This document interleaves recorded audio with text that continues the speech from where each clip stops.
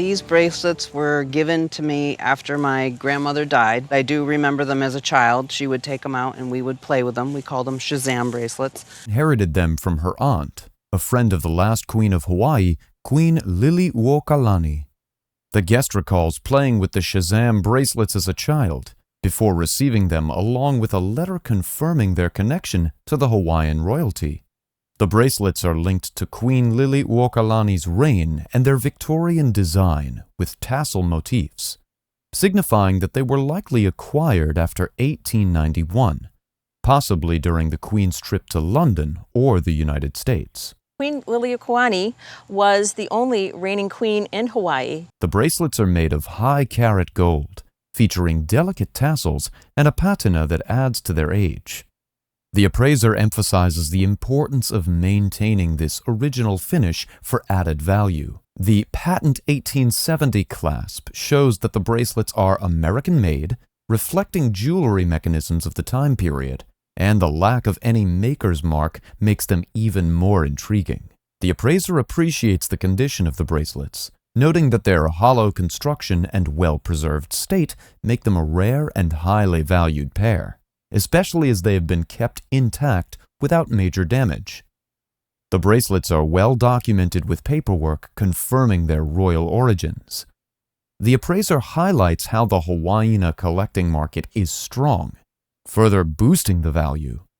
Given their unique history, patina, and connection to Queen Liliuokalani, the appraiser estimates that these bracelets would have an insurance value between I would say for insurance values, you'd be looking at anywhere between $10,000 and $12,000 for the pair.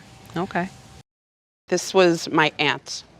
She recently passed away, and I was helping my cousin go through some of her belongings. This Margot de Taxco enamel silver necklace was inherited from the guest's aunt and has been in the family for decades. It was recognized for its uniqueness and is cherished as a family heirloom. The guest was curious about its origin and, after some research, discovered that the necklace was designed by Margot van Voorhees Carr, a prominent jewelry designer who founded her workshop in Taxco, Mexico. The appraiser explains how Margot Carr moved to Mexico and worked with Don Antonio Castillo, a silversmith, before opening her own workshop in 1948. Where she employed a mix of silversmiths and women enamelers to create distinctive designs. The necklace features detailed enamel work, which is applied like watercolor paint and then baked in a kiln. The snake motif design was a signature style of Margot's, with matching earrings likely once accompanying the necklace. The necklace's articulated design allows it to lie comfortably on the neck, with each link riveted for flexibility, creating the movement of a snake as the pieces curve and bend. The appraiser points out the craftsmanship of the necklace, emphasizing how the rivets and articulation contribute to its excellent fit and dynamic look. Margot de Taxco was known for her articulated jewelry and signature enamel designs, making this necklace a prime example of her work, and one that could have originally been part of a matching set. Despite the financial difficulties leading to Margot de Taxco's shop closure in the 1970s, the appraiser estimates the value of this necklace based on its rarity, craftsmanship, and historical importance. The appraiser places the necklace auction estimate at, I would say $1,500 to $2,000. Oh, really? Very nice. Retail could be $2,500. Okay. Have you worn it? Yes, I wore it once. My brother and I own this photograph. It's been in our family for decades. My grandfather was the original owner. He passed away in 1977. So we don't know a lot of the history behind the item. a cherished family heirloom. This piece of fabric from the wing of the Wright Flyer, flown by Orville Wright, was passed down through generations. The guest recalls how this unique piece of history, cut from the Wright Flyer after Orville's death, has remained in their family, though the details of its acquisition remain unclear. The fabric swatch, a piece of the very wing that soared at Kitty Hawk, is part of a special collection of memorabilia given to aviation enthusiasts after the Wright brothers' groundbreaking achievement. That's Grandpa. He was born in 1905, so I think he grew up in that era where they were very interested and excited and celebrated the first flight. Although we don't know how many of these fabric swatches exist, they were originally distributed as part of a collection for those passionate about aviation history. The appraiser emphasizes the significance of the item, noting that each piece is hand-signed by Lester Gardner, a close friend of the Wright brothers, ensuring authenticity. Despite limited knowledge about the specific history of Maurice Smith's involvement with aviation, the fabric's connection to the Wright brothers and its authenticity make it a rare and valuable item. The appraiser goes on to explain how a similar piece of fabric, taken by Neil Armstrong to the moon and sold at auction, fetched an astounding $175,000. While the fabric swatch may not have flown to the moon, its connection to one of history's most iconic achievements makes it highly valuable.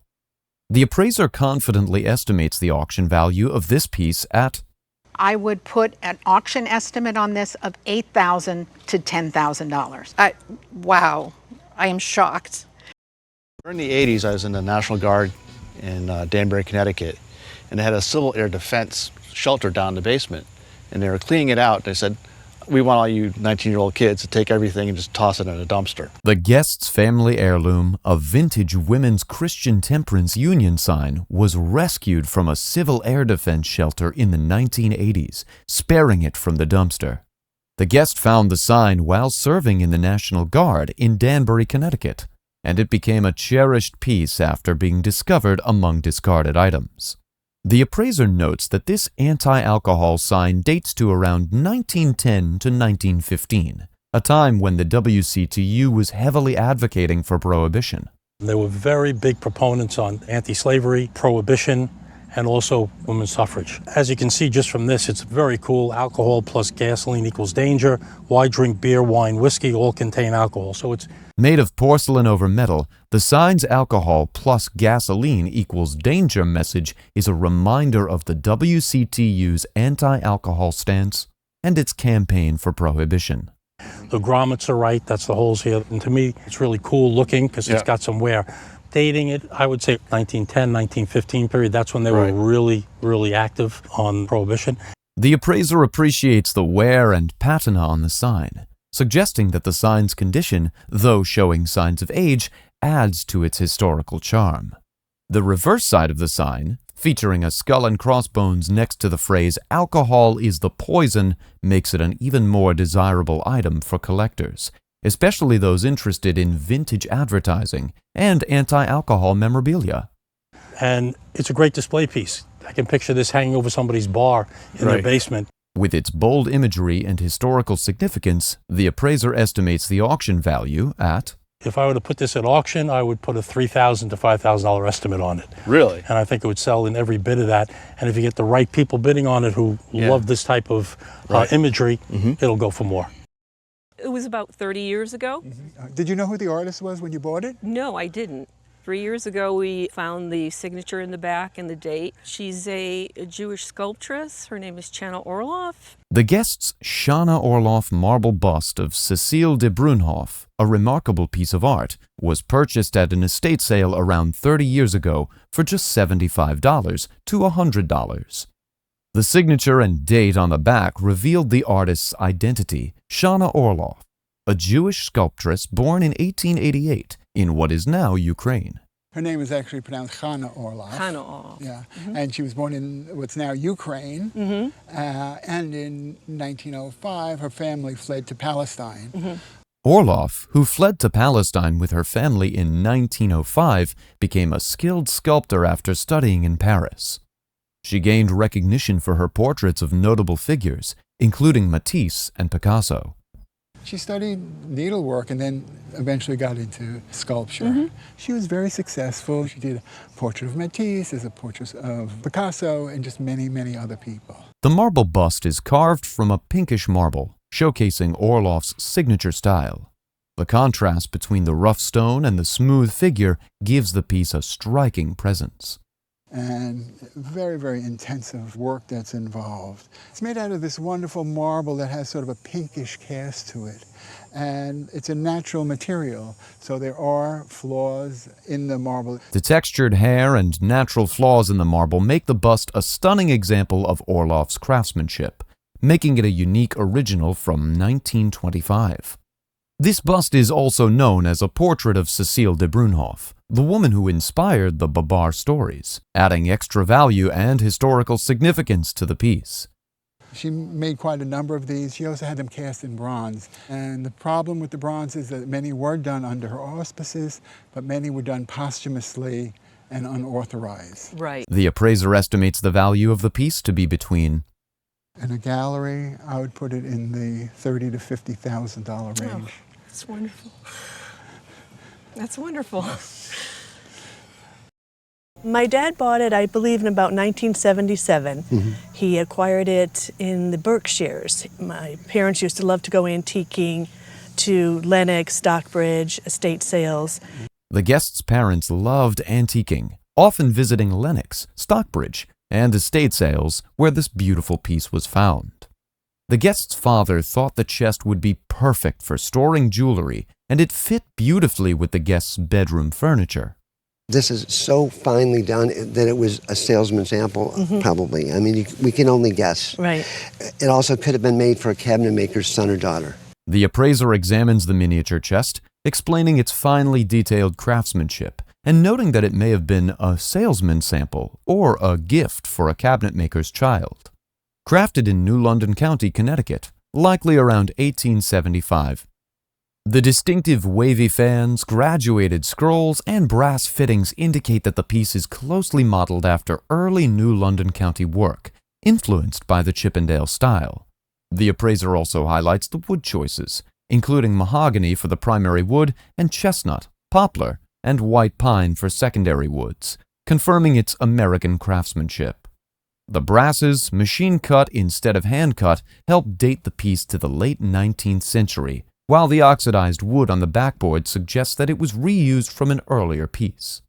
They were ever on this. And in this case, you have machine cut posts versus hand cut posts. So that does give away something about the age. The appraiser discusses a similar piece from 1770 that sold privately for $185,000, comparing it to the guest's chest on chest, noting the remarkable similarities. Despite being a later copy, the piece is still a beautiful example of 19th century craftsmanship and retains significant value. Sold for just under $200,000. Oh my gosh! I know. Sold for $185,000 privately. It's in a major private collection. The estimated value for the chest on chest is between, in the range of $3,000 to $5,000 as a wonderful 19th century, late 19th century decorative piece, but a beautiful, beautiful copy. Well, that's great. I mean, so thanks for bringing it. Oh, thank you. I'm so happy. It's great. Well, I went on vacation up at Lake George, New York, and I saw it in a store that was going out of business, and they used it as a display piece. They had a for sale sign on it. On a vacation to Lake George, New York, the guest saw this saddle sitting in a clothing store, more like art than tack, and came back 2 days later to get it. This is a D.E. Walker saddle, made in Visalia, California. Walker, a prominent 19th century saddle maker, bought out the Visalia Company and produced saddles until his death in 1899. We know this is a pre-1899 saddle. D.E. Walker saddles are considered a horseman's saddle by serious horsemen. This is one of their better saddles. Those stirrups would go under these tapaderos and be laced on. The Longhorn silver plate appears to be the work of Scheislin, a San Francisco silversmith who started minting gold coins. The buckle was replaced in the early 20th century with one from Edward Boleyn, the Hollywood saddle maker whose gear starred in silver screen westerns, and the saddle was actively used in the 1920s to the 1940s. Purchased in the early 70s for $1,000 today, at auction this saddle could bring $25,000 to $30,000. Wow. That's quite a good investment I made then back in the 70s. Well, my mother gave it to me as a wedding present about 20 years ago. And before that, it had been a gift to my mother from her great-aunt Helen Hayes, who received it from her great-aunt Helen Hayes, the legendary First Lady of American theater.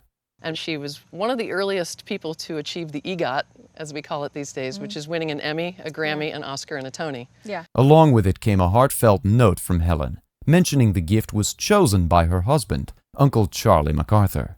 She says, "Darling Ani, your Uncle Charlie picked this as a gift from me years ago. I want you to have it, sort of as a gift of love from both of us. Devotedly, Aunt Helen." The cuff is a rare Verdura for Chanel piece from the 1930s when Helen Hayes married Charlie MacArthur and Fulco de Verdura was designing Maltese cross pieces for Chanel. The First Lady of the American Theater.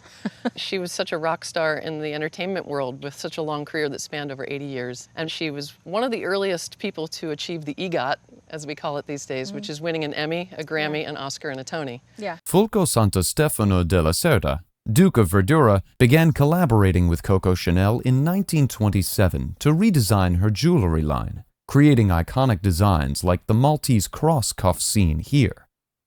Although unsigned, typical for Chanel pieces of that era, the cuff is made of sterling silver with ivory-colored enamel and set with real cabochon, including... This is actually yellow gold, the Maltese cross. You have cabochon emeralds. We have the sugarloaf amethyst, aquamarines, sapphires, diamonds, rubies. In the 1930s, Chanel costume jewelry was scarce and highly prized when they came up for auction.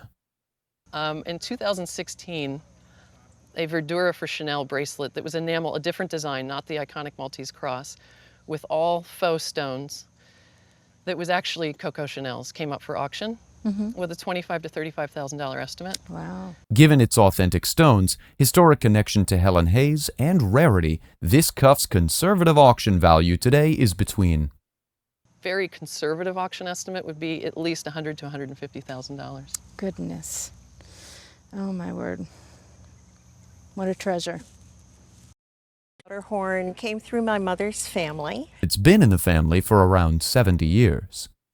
It was carved in Boston around 1775 during the Siege of Boston, when troops were blockading British forces and engraving fortifications like Roxbury camps onto horns. There was a massive influx of troops from across New England that descended on Boston. They built a series of fortifications around the town to blockade the British Army in the town so that they couldn't get back out into the countryside to try to capture more supplies or disrupt military activities.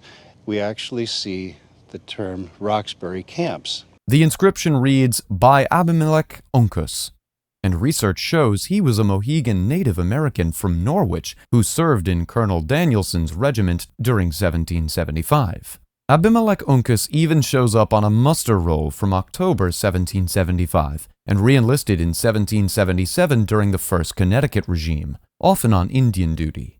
A small handful of other horns that were likely decorated by Native Americans, and most of those are of a generation earlier. The guest's family had it appraised for $5,000 6 years ago, but today at auction, given its history and connection to Abimelech, it could fetch between... Easily sell in the $8,000 to $12,000 range. Oh, that's wonderful. That's amazing. What I have is what I believe is a 13 Colonies era flintlock pistol. This flintlock pistol was for the guest's father-in-law, John Halbeck, but it turns out it's a Federal-era pistol from just after the Revolution and was found in the Chicago area during the 1930s.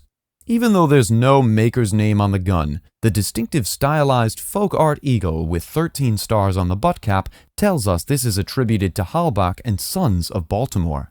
They went into business sometime right around the end of the Revolution, circa 1785 to the 1820s. Based on the style of this gun, I'd say it's probably 1790. It could be as late as 1810, but certainly before the War of 1812. Notable qualities include a raised carved shell motif behind the tang, which are characteristic features of Halbach at work. And these pistols would be classified by a collector as what we call a secondary Marshall. Okay. It's a military-style gun. Actual production numbers are limited, estimated between 300 and 500 pieces. But Halbach never actually received any specific contracts to produce for the U.S. military. Okay. But during that period, officers had to buy their own equipment out of their own pocket. Condition-wise, it has some wear typical of its age and is missing the fore-end cap and ramrod, but remains largely untouched and appealing to collectors.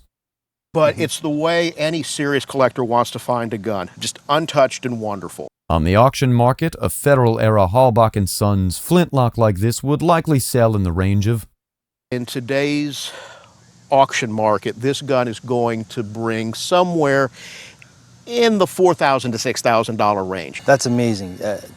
I would have never guessed that it would have been that much. My father was Peter Gennaro, who's a celebrated dancer and choreographer. He was the choreographer and dancer many times on the Andy Williams Show, the Perry Como Show, the Ed Sullivan Show, and the Judy Garland Show. The guest shares that their father, Peter Gennaro, was a celebrated dancer and choreographer, performing on shows such as the Andy Williams Show, the Perry Como Show, the Ed Sullivan Show, and the Judy Garland Show. One Christmas, Peter Gennaro received this watch as a gift from Perry Como. The watch is a product of Vacheron Constantin, one of the oldest watch manufacturers, founded in 1755. It's crafted from 18-karat gold, with the model number 6515, and dates from the 1960s. The model number is a 6515 with the photographs, the engraving on the back from Perry Como. With the photographs and engraving from Perry Como on the back, the watch's retail value is estimated between somewhere in the $8,000 to $10,000 range. Well, thank you. I really appreciate it. What you have here is a Rookwood ewer. It's done in standard glaze. To date, pieces of Rookwood after 1886 is easy. The appraiser identifies the piece as a Rookwood ewer, finished in standard glaze. Dating Rookwood pieces after 1886 is straightforward. Pieces bear the RP mark, plus small flame symbols, 1 flame per year. This ewer has 6 flames, indicating it was made in 1892. The year 1892 is significant, as it marks the first year Rookwood produced vessels with silver overlay. Several silversmiths collaborated with Rookwood. Gorham was the most famous of them, and this is one Gorham piece. They would have purchased pieces like this from Rookwood. Gorham is the most renowned, and this ewer is a Gorham silvered cover piece. Gorham would purchase Rookwood pottery, apply the silver overlay, and sell it. At auction today, this ewer would likely bring an estimated value of... Today at auction, it would probably be with an estimate of $1,500 to $2,000. Don't look away, music lovers, because this is the cream of the crop. This is a collection of Beatles Apple records. This would be a huge collection for any Beatles lover, and it is quite a job well done. And it's very focused. A lot of times people get lost. They know they love the Beatles, but they're not really sure what to collect. While you and I were talking about it before, you mentioned to me that you even paid a lot of money for some of the sleeves. Yeah. The special thing about this collection is that the majority of them are in unplayed condition. These two are really interesting because it's an example of a black and white and a color. Totally different, but very, very collectible, in great condition, and really desirable. Another interesting thing is that as opposed to collecting antiques for the money, one can easily tell that this collection was collected as a form of passion. The collection is in top-notch condition. If it were to auction today, this collection could easily retail at the price of... I would estimate the entire collection at $5,000 to $7,000. See, that's wonderful. I'm so happy. Simplicity is boring and an excuse for a bad design. But this piece is the exact opposite. Purchased by this guest in Naples, Italy, this piece is an endowment to the finger. So I have had that ring since 1968. I had it sized down. A unique combination of diamond with an elegance of platinum and the richness of gold, this piece presents a breathtaking sight. Based on its design elements, the rolls along the shoulders of this ring stylistically date to the 1940s. The durability of platinum guarantees this ring will stand the test of time, holding the precious diamond securely in place. In addition, the gold accents add warmth and richness that create a stunning contrast. Together, these elements form a ring that is not just a piece of jewelry, but a work of art, a symbol of elegance and a luxury that would auction for. So if I told you that at auction, a retro diamond ring such as this, an auction estimate of $3,000 to $4,000. Oh, very good. Would you be That's surprised? Surprising, yeah. Very surprised. Right here is an exquisite diamond and pearl necklace.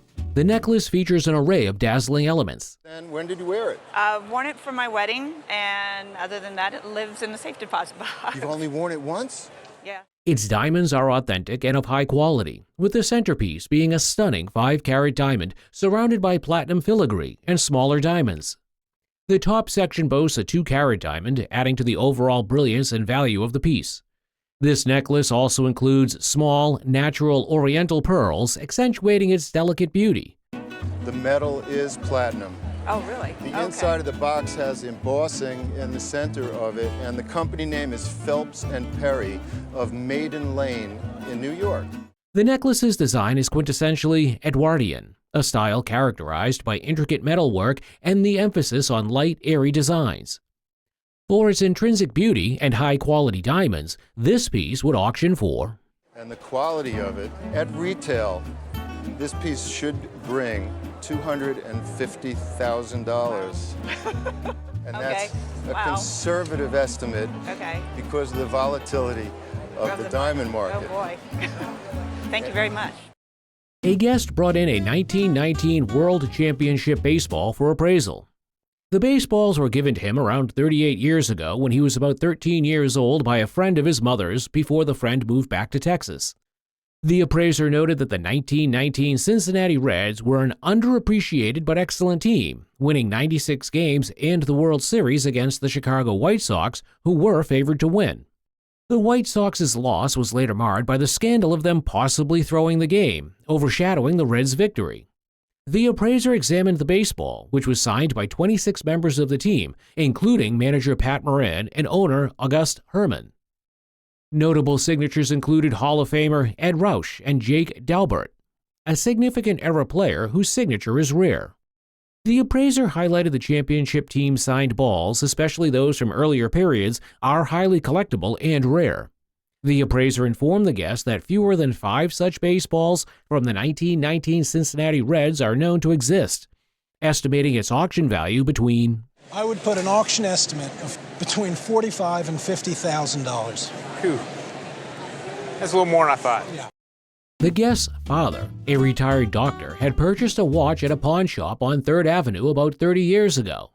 The watch was an aviator watch designed for Charles Lindbergh and Longines.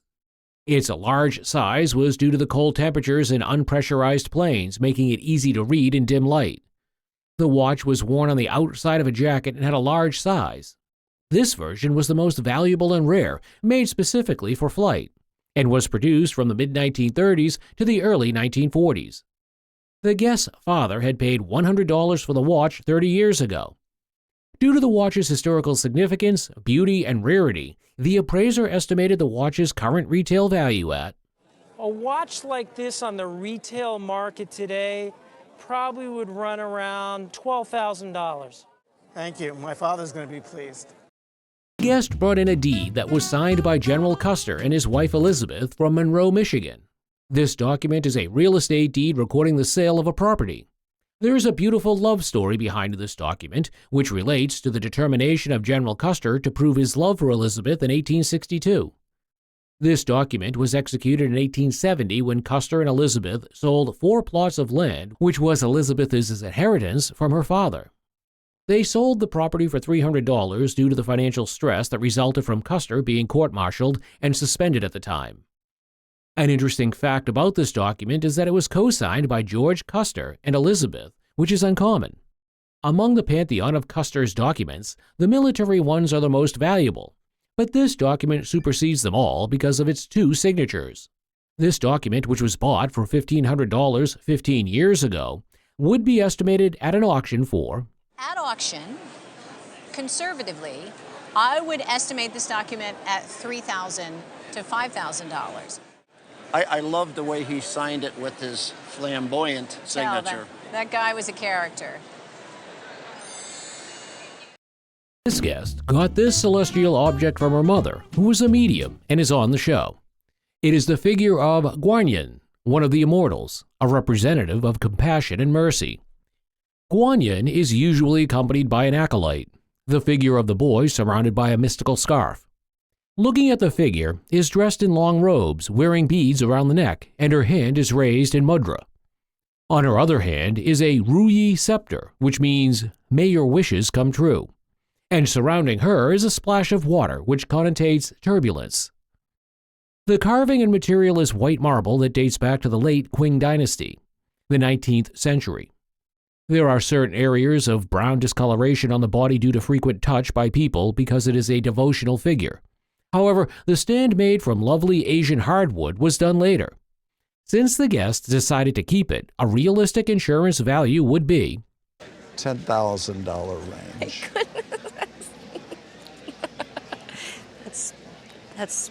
That's amazing. The guest brought in a beautiful plaque that has been in her family since the 1800s with a photograph to corroborate her story. This plaque is a Royal Vienna-style porcelain plaque made by a company called Royal Vienna that went out of business in the late 19th century. However, some factories also made porcelain using the same style as the Royal Vienna. At the back is a mark that is an underglaze blue shield, pi, and a European 7, which depicts it was made by an unknown artist. The value is based on the style and quality of its decorations. This plaque was hand-painted showing a European scene with horses, dogs, and men. It was done by someone who worked in a decorating factory in Austria, but the quality is not that great. One really good thing about it is the frame, which is American, especially with the sprays of pearl around the corners dated to the 19th century. At an auction, the frame alone would sell for $1,000 to $1,500, but the combined package would be worth. I guess at auction would sell for between $6,000 and $8,000. This painting belonged to the guest's grandmother, and she inherited it after her demise. At the back of the painting is written the name of the artist, the name of the painting, and the original cost paid for it. The name of the artist is Jessie Willcox Smith, one of the greatest American illustrators. She was born in 1863, studied with Howard Pyle, who was one of the master illustrators in Brandywine School of Philadelphia. Jessie Willcox never married, but she used children as subjects in almost all her paintings. This painting was made in 1890, and she used dynamic diagonals with pencil point brushstrokes to input energy into it. It is a tranquil picture where she used oil and also outlined with charcoal to paint upon. She was a prolific art illustrator linked with other women artists such as Violet Oakley and Elizabeth Shippen Green, and they were called the Red Rose Girls. Also, the frame is a Whistler-style frame, which is a good collection. In a New York gallery, the retail price for this painting would be... Retail price would be in the $125,000 range. Are you serious? I'm serious. Wow. This historic silver set has been handed down from the first to the fifth generation of the guest. It is known as a libation set from the Civil War era, having a pitcher, 2 goblets, and an oval tray. The set is inscribed to Governor Hicks of the state of Maryland and was a gift from the 3rd Maryland Regiment. On it is the date December 24, 1861, and marked the Gorham Silver Company. It was made out of old silver coins melted down and reformed into this set. So, the pitcher, goblets, and oval tray all bear the same inscription indicating it's an original set. The set holds historical importance because Maryland was one of the states that were indecisive in joining the Confederacy and staying in the Union, and the president had to keep troops in Baltimore to ensure peace. At an auction, this 4-piece historical silver set would be valued conservatively around $12,000 to $15,000. Wow. A guest brought in a collection of jewelry that had been her mother's, which she had owned for about 15 years without wearing. The appraiser identified the jewelry as Eisenberg Ice, noting that the company was established in Chicago by 1920 and initially made clothing with rhinestone and metal embellishments. Due to the popularity of these embellishments, people began stealing them, leading the company to produce jewelry. The first pieces, marked Eisenberg Original, were bold and from the 1930s. Eisenberg's jewelry was known for its high quality, using the best Swarovski's crystals. The Guess pieces, dating from about 1945 to 1955, featured colored rhinestones set in white metal, including earrings, a brooch, a bracelet, and a necklace. These pieces were sold in high-end department stores like Marshall Field's and were well known and expensive for costume jewelry at the time. The appraiser explained that colored stones are more sought after by collectors today due to the abundance of clear stones. The Guess collection, referred to as a parure, a French term for a set of more than 2 matching pieces. Much to the guest's surprise, the appraiser valued the pieces between On today's marketplace, good retail location, all these pieces would sell between $1,500 and $1,800. Oh my goodness, I had no idea. The guest brought in 2 1885 Civil War reunion posters he purchased at an antique mall in Minneapolis. The posters were printed by the Strobridge Lithography Company, considered the best American lithography company that ever worked. In fact, in 1885, it was very early for high-quality, detailed American lithographs like these. Also, it was really early for Civil War reunions to happen and very unusual for the North and South to come together at the same time. These incredibly rare posters were purchased for $150 each and mounted on linen by the guest. A fair auction estimate for these Civil War lithographic posters would be, I feel that at auction, each of these would fetch between $3,000 and $4,000 a piece. Oh, thank you. That's actually a surprise. Yeah. The guest brought in a rug purchased in 1967 by her mother. It is a silk rug, and it is a good thing that it was hung on the wall and not used on the floor. The guest thought it was a Tabriz, but it was Hariz. Both are close cities in northwest Persia because they have similar styles. This finely woven rug has over 500 knots per square inch, and one thing that differentiates a Tabriz from a Hariz is that the weave is single wefted instead of double wefted. Another interesting thing about this rug is that it was woven in the 19th century when synthetic dyes were introduced. Therefore, the ground color and other colors were deeper, and it has an indigo color that makes the rug look lighter. The silk harizes are amazing in that they were made freehand, with the design turning from a reconciled corner to an unreconciled corner. Also, the flowers fit naturally into the design, which is special to the Northwest Persian region. This silk rug that was purchased for $2,500 would now be worth, I would say that in today's market, this would have a value of $20,000. She'd be pleased. She'd be very pleased. She would really be pleased. The guest brought in 3 wood carvings by her great-uncle Sam from 100 years ago. He was one of the bachelor farmers in North Dakota. These are charming carvings that require great expertise. In terms of the folk art spectrum, these pieces are wonderful. And there's also a carving of his homestead. These pieces are valued differently, and because they are family pieces, an insurance value is better to put on them. But if they are lost, a retail value should be placed. Therefore, the homestead carving would be $400 to $500, while the smaller one would sell at $200 to $300. The 2 major carvings would easily sell at retail for, and I feel that these would quite easily achieve in the area of $2,000 each. Yeah.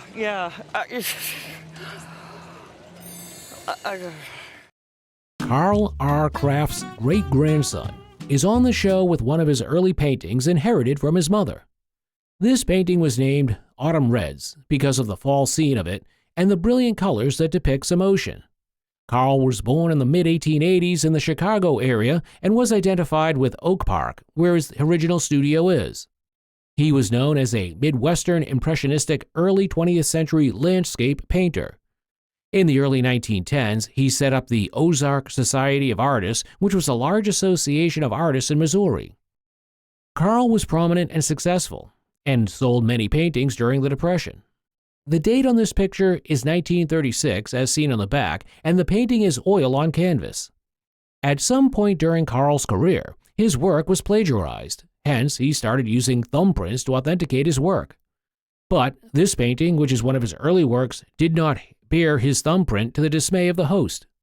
However, in an appropriate auction in the Midwest, an estimate on this picture would be around I think an estimate on this picture would probably be between $2,500 and $3,500. Well, that's excellent. And I wouldn't be surprised if it made more because it's so lovely. This Colt Model 1849 pocket revolver is a marvel of the 19th century engineering. It was exhibited by a guest whose great-great-grandfather received it as a gift from a friend. And since then, the revolver has been passed down through my grandfathers on my father's side, down to my father, and now it's in my possession. According to family lore, the revolver was once used by the bodyguard of Abraham Lincoln. Lincoln was an American lawyer, politician, who served as the 16th President of the United States. However, this claim was later proven to be false. Lincoln didn't have, as you pointed out, any sort of official group of guys that were his bodyguards. The gun, a Colt Model 1849 pocket revolver, comes with its original case and accessories, and a serial number on the chamber. For a firearm over a century old, it is in remarkably good condition. At auction, this masterpiece of 19th century gunsmithing is estimated to be worth... At auction, I would estimate this pistol is worth about $2,000 to $3,000. Oh, wow. Thank you. You're welcome. That's good to know.